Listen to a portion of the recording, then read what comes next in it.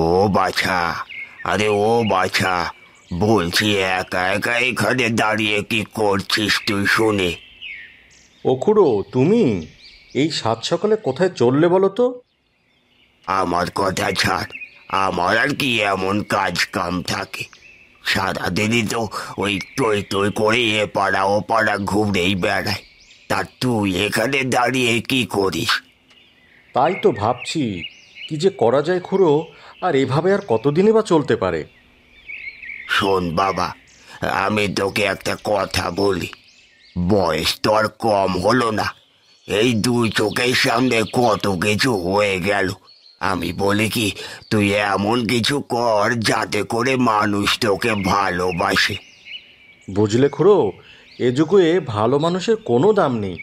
আমি তো গ্রামের মানুষের ভালোই করতে চাই, কিন্তু এই গ্রামের মানুষ তো আমাকে কোনো দামই দেয় না। ওরে পাগল, গায়ের মানুষ যে তোরে অমন করে দেখে কেন তুই জানিস না? তুই যে চোরকে চুরি করতে বলে গৃহস্থকে বলি সজাগ থাকতে, তা কিন্তু সবাই জেনে গেছে। থাক থাক, আমি আর কিছু বলবো না। যেদিনে গায়ের মানুষ আমাকে বুঝবে, সেদিন আমি ঠিক তাদের উচিত জবাব দিয়ে দেব। বেশ, তোর যা ইচ্ছে তাই করিস। এখন তবে আমি চলি, আমাকে আবার একটু ও পাড়ায় যেতে হবে।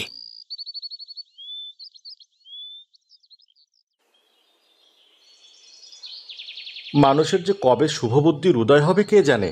তবে আমিও হাল ছাড়ছি না।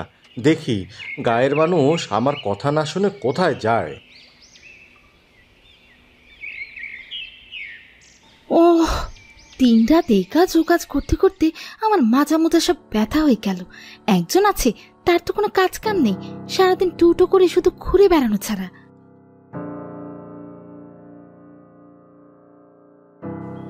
কি গো, তুমি আবার আমাকে নিয়ে পড়লে কেন? তোমার কি সব সময় মুখ চলতে হবে নাকি? আমার মুখ না চললে কখন যে হাত চলে যাবে, তখন আবার বিপদ হয়ে যাবে। মুরব্বীরা ঠিকই বলে, আগে যদি জানতাম তাহলে আর এই বিয়েই করতাম না জীবনে। হ্যাঁ, তাই তো। আমাকে বিয়ে করে তো তুমি আমাকে একদম ধন্য করেছো। বলি, শুধু বিয়ে করলেই বুঝি সব হয়ে যায়? তোমার সাথে ঝগড়া করার কোনো ইচ্ছে নেই আমার। আমি গেলাম ঘরে, তুমি রান্না শেষ করে আমার খাবার নিয়ে এসো। হ্যাঁ, আমি তো তোমার কেনা চাকর এখন। আমাকে তুমি যা বলবে আমাকে তো তাই করতে হবে।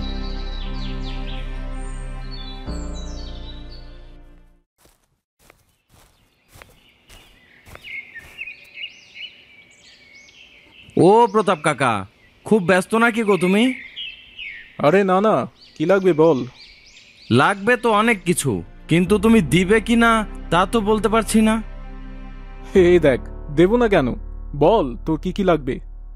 না মানে আমি বলছিলাম যে আসলে এখন তো আমার কাছে কোনো টাকা পয়সা নেই, দুদিন পরে সব টাকা দিয়ে দেব। ও আচ্ছা, তাহলে এই মতলবে এসেছিস? এক্ষুনি যা আমার সামনে থেকে, আগের টাকা সব দিয়ে তারপর আবার আসবি আমার সামনে। এই যে তোমার কাছে কিছুই বলা যায় না, তুমি জানো বাজারে আরো কত দোকানদার আছে আমাকে সেদের জিনিস দেয়, তাও আমি কখনো নিই নে। আমার ওসব জেনে লাভ নেই, যা তুই এখন আমার সামনে থেকে। আমার দোকান থেকে সবকিছু বাকি বেচা বন্ধ করে দিয়েছি আমি। তুই এসেছিস বাবা, নে বয় এসে, আমি একটু গঞ্জের থেকে ঘুরে আসি।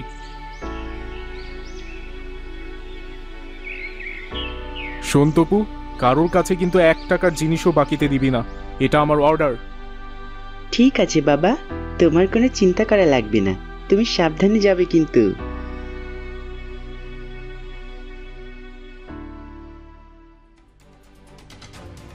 না, এভাবে আর হচ্ছে না। দিন দিন তোমার ছেলের কাজ কাম খারাপ হতেই যাচ্ছে, আমার কোনো কথা শোনে না। ছেলে বুঝি শুধু আমার একা, তোমার ছেলে না? আমার ছেলে হলে তো আমার কথাই শুনতো, কই আমার কথা তো কিছুই শোনে না। আচ্ছা, কি হয়েছে আগে আমাকে বলো দেখি। কি আর হবে, আমি নগদ টাকা দিয়ে মাল কিনে আনি, আর সে গায়ের সব মানুষকে বাকিতে সেসব মাল দিয়ে দেয়। এখন আমি এসব টাকা কি করে উঠাবো?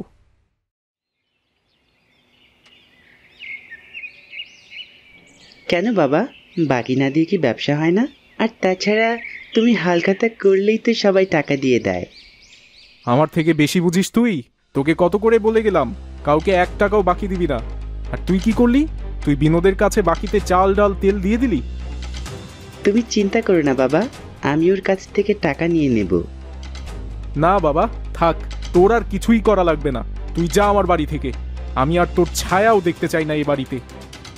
ঠিক আছে, তুমি তো আমাকে দেখতেই চাও না, তাহলে আমি গেলাম, আর কোনো দিন এ বাড়িতে ফিরে আসবো না। ওগো, পাগলটা রাগ করে চলে যাচ্ছে, তুমি একটু আটকাও ওকে। যেতে দাও গিন্নি। দুমুঠো খাবার যখন পেটে যাবে না, তখন ঠিকই সুরসুর করে ফিরে আসবে।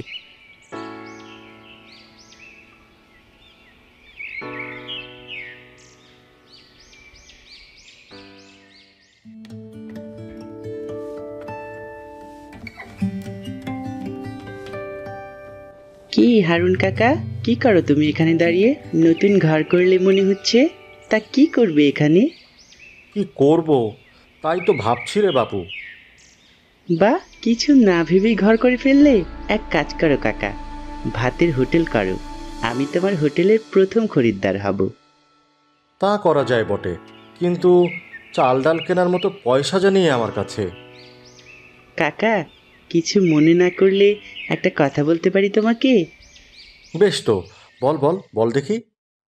কাকা, আমাদের দোকান থেকে আমি তোমাকে চাল ডাল তেল সব দেব, তুমি শুধু হোটেল চালাবা, যা লাভ হবে আমরা দুজনে ভাগাভাগি করে নেব। বেশ বেশ, তাহলে তো খুব ভালো হয়। আমরা দুজনে মিলে পার্টনার হয়ে কাজ করব। ঠিক আছে কাকা, তাহলে এক কাজ করি, তুমি এদিকে কাজ শেষ করো, আমি গিয়ে দেখি ওইদিকে কিভাবে সব আনা যায়। ঠিক আছে রে বাবা, আমি কিন্তু তাহলে তোর আশায় থাকলাম। তুমি কোনো চিন্তা করো না কাকা, আমি একবার যা বলি তাই করি, তুমি তোমার কাজ করো, আমি এই যাব এই আসবো।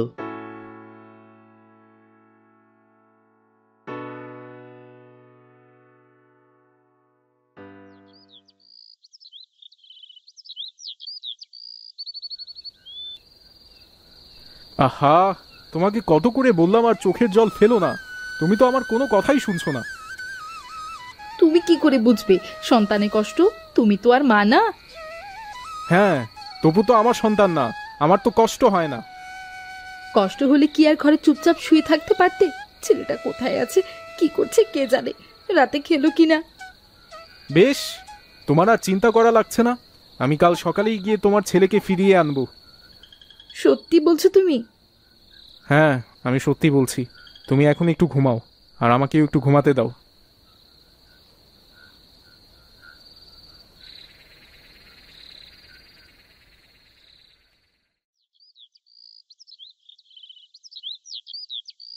বুঝলি তপু, তোর বুদ্ধিটা কাজে লেগে গেছে।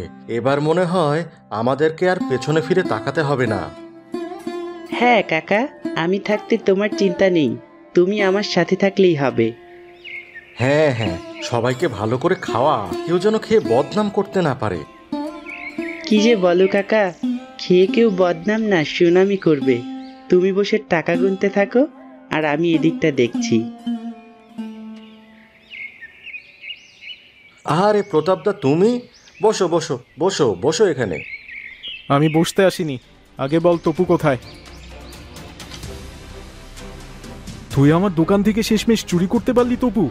তোকে তো আমার ছেলে বলতেও লজ্জা হচ্ছে। না না দাদা, তুমি বোধহয় ওকে একটু ভুল বুঝছো। ও তোমার দোকানে কোনো চুরি করেনি। এই দেখো আমার হাতে টাকা, এই টাকা দিয়ে তোমার সব কিছুর দাম দিয়ে দেব।